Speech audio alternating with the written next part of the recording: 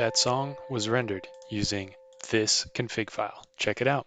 We have an instrument pointing to different wave files, and we have a pattern, and each note in the pattern has a start beat and a value. So we have a chord, blah, blah, blah. Something definitely does seem to be off with the timing. Check this out. Here's what it was generated at 100 beats per minute. And here's what MuseScore sounds like when I tried to transcribe the exact same notes. Here it is with quarter notes,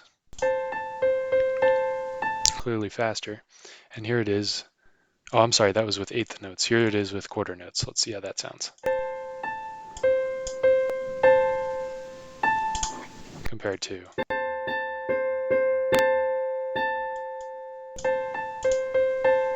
Clearly a different timing. So I don't know what got messed up there, but we'll figure it out eventually. That's the first demo that I wanted to show you today. Let's check out the second one.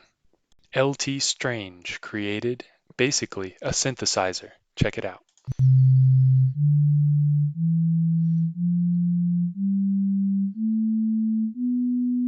That's a scale. Here's a scale with harmonics.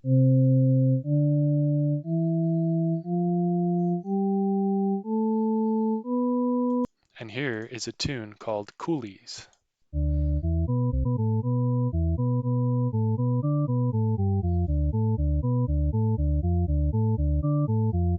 How does it all work? Stay tuned and we'll find out. As you already know, you are watching plaintext-daw number 4. Here's our plan for today. We already saw the demos, except for the GUI. And I want to say before we do anything else, join us. Call to action, my friend. There's a Discord link in the description and you can get involved in making this project happen. No matter what your level of experience is, come join us and come help us make this cool project a reality. So, we'll see the GUI in 1 second. What's new? We have an open project dialog, which we'll see. We have chords and tempo support, which you already saw, and we'll dive into how that works.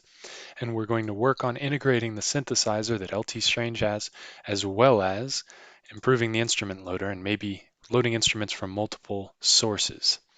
So let's walk through some code. We'll start with the GUI, where we can actually see the beginning GUI as well. Before we do that, don't forget all of these documents are available if you open the docs folder on this repository as an Obsidian vault.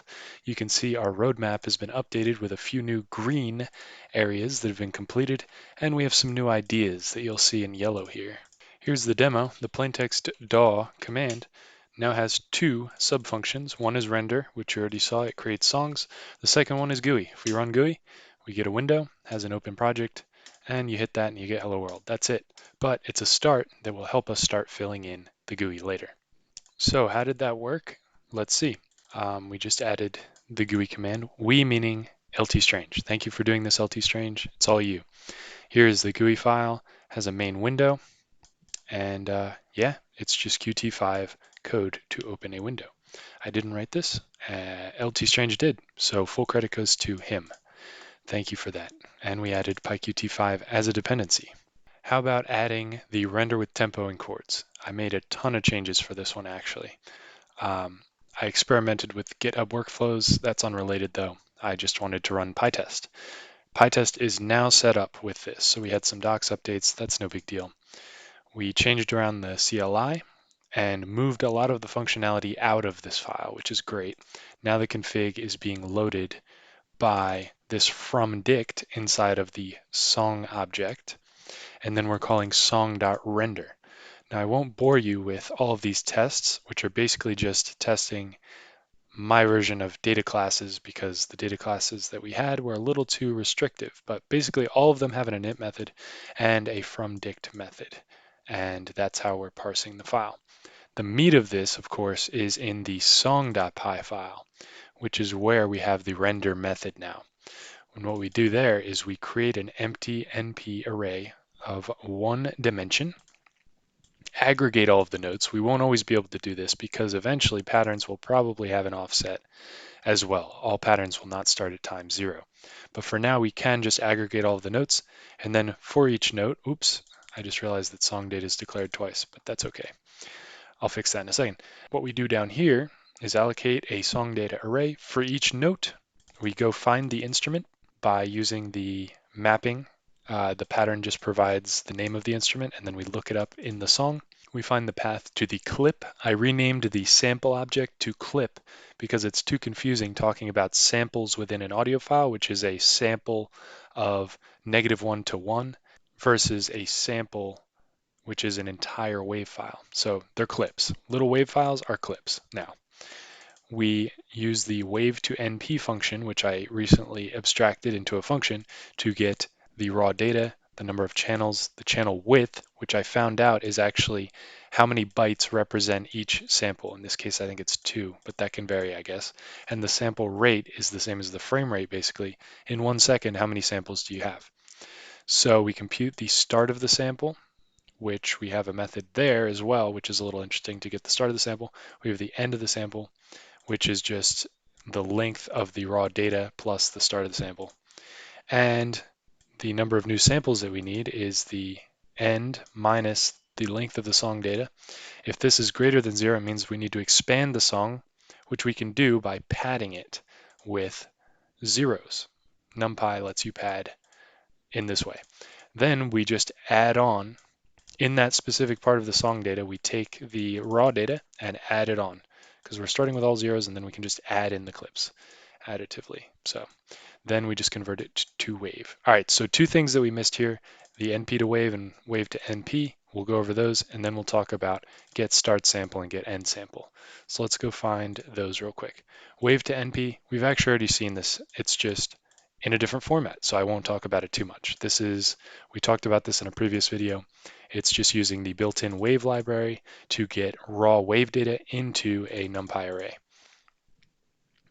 Now let's talk about the note. How do we get the start and end sample? So the logic here is beats per second is beats per minute divided by 60.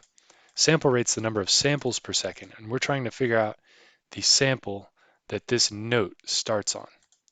So if we multiply the sample rate times the beats per second, that gives us the number of samples in a single beat.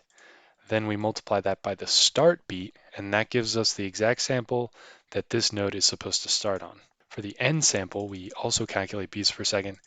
We figure out the length of the sample, which is similar logic, beats per second times sample rate times the length of the note. Then we return the start of the sample plus the length of the sample. We're not using this one yet, but if we wanted to cut notes short instead of playing the entire sample out, which we will eventually want to do that, we'll need this. So that's pretty much all there is for this merge request. Let's move on. LTstrange, I hope you don't get mad at me. I know you're not finished with this yet, but I did want to just take a peek at it here and show some of the cool work that you have going on here.